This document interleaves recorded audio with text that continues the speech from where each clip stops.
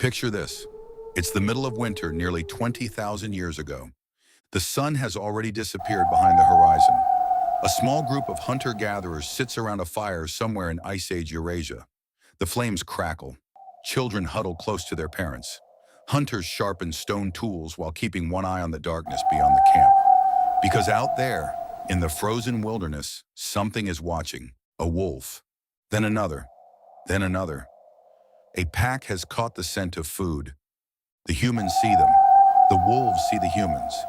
Neither side moves. For thousands of years, humans and wolves had been rivals. They hunted many of the same animals. They competed for the same resources.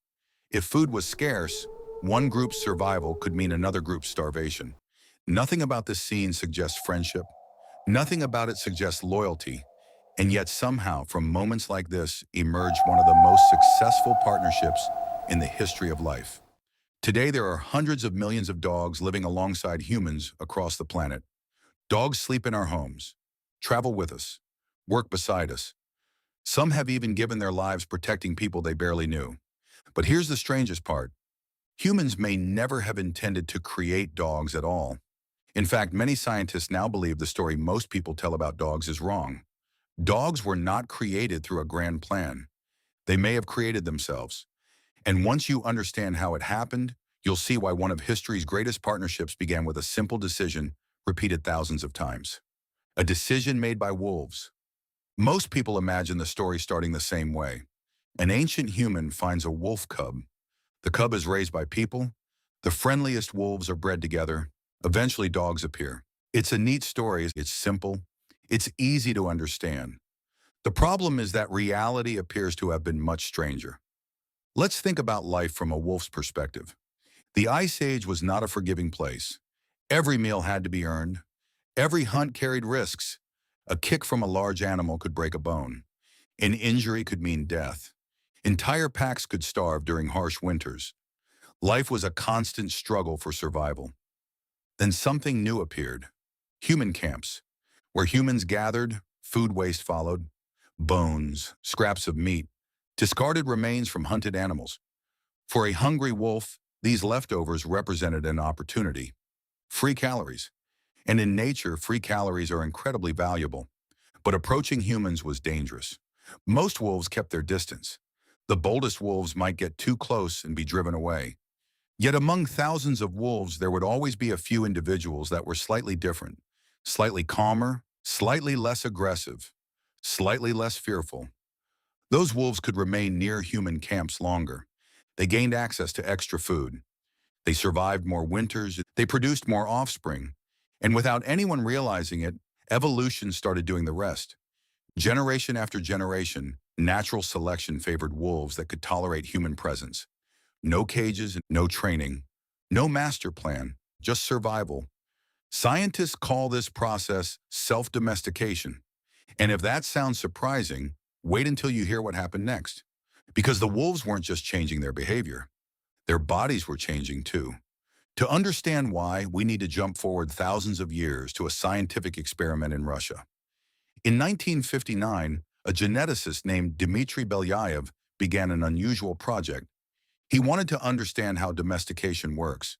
So he started breeding silver foxes, not for strength, not for intelligence, not for appearance. For one trait only, tameness. Each generation, he selected the foxes that were least afraid of humans. The results shocked even the researchers. Within a few generations, the foxes began behaving differently. They became friendlier. They sought human attention. They wagged their tails. But something even stranger happened. Their physical appearance started changing. Some developed floppy ears and others developed shorter snouts. Many showed patches of different colored fur, traits commonly seen in domestic animals. The researchers hadn't selected for those features. They appeared automatically. Simply selecting for friendliness caused a cascade of biological changes. And many scientists believe something similar happened with ancient wolves. As wolves became more tolerant of humans, they gradually began transforming into something new. The first proto-dogs. But being friendly wasn't enough. For this relationship to survive, humans needed a reason to tolerate these animals too. And that's where the partnership begins. Imagine you're an Ice Age hunter. You live in a dangerous world. Predators roam the landscape. Resources are limited. Your survival depends on detecting threats before they reach your camp. Now imagine a group of animals with exceptional hearing and smell lingering nearby. Animals that notice danger before you do. Animals that react instantly when strangers approach. Animals capable of tracking prey over enormous distances. Suddenly, those wolves aren't just scavengers. They're useful. The relationship becomes mutually beneficial.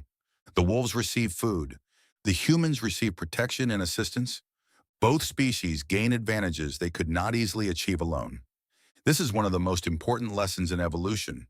Success often comes not from domination, but from cooperation. The species that thrive are not always the strongest. Sometimes they're the ones that form the best partnerships. And over thousands of years, the partnership deepened. The wolves changed, humans changed. Their lives became intertwined. Yet even that doesn't explain something remarkable, because eventually the relationship went beyond usefulness. It became emotional. Scientists studying dogs have discovered something extraordinary. When humans and dogs make eye contact, both release oxytocin. Oxytocin is often called the bonding hormone. It's heavily involved in relationships between parents and children. In other words, dogs evolved ways of connecting with human emotions at a biological level. Researchers have even found evidence that dogs developed facial expressions specifically effective at communicating with people. Those famous puppy dog eyes, they may not be an accident. Over thousands of years, dogs that bonded more successfully with humans likely gained advantages. And so did humans. The connection strengthened generation after generation. But perhaps the strongest evidence comes from archaeology. Thousands of years ago, people were already treating dogs as more than tools. In Germany, archaeologists discovered a burial estimated to be around 14,000 years old. Inside was a dog buried alongside humans. Further analysis suggested the animal had suffered from serious illness, but survived for weeks or even months. Why? Because someone cared for it. Someone fed it, protected it, nursed it through sickness. Think about what that means. Food was precious. Life was difficult. Yet humans invested resources keeping a sick dog alive. That isn't a practical decision. That's an emotional one. By that point, the relationship had become something entirely different. Not master and servant, not hunter and helper, family. Today, it's easy to forget how extraordinary that is. A top predator that once competed with us became our companion. A species that could have remained our rival instead chose another path. And so did we. The story of dogs isn't really about dogs. It's about how small changes can transform history. One wolf gets a little closer to a campfire. One generation becomes slightly less fearful. Another becomes slightly friendlier. A partnership forms. A bond develops. And over thousands of years, the world changes. The next time you see a dog sleeping peacefully on a couch, remember what you're really looking at. You're looking at the descendants of ancient wolves, predators that once watched humans from the darkness beyond the firelight, and somehow, against all odds, chose to walk beside us instead.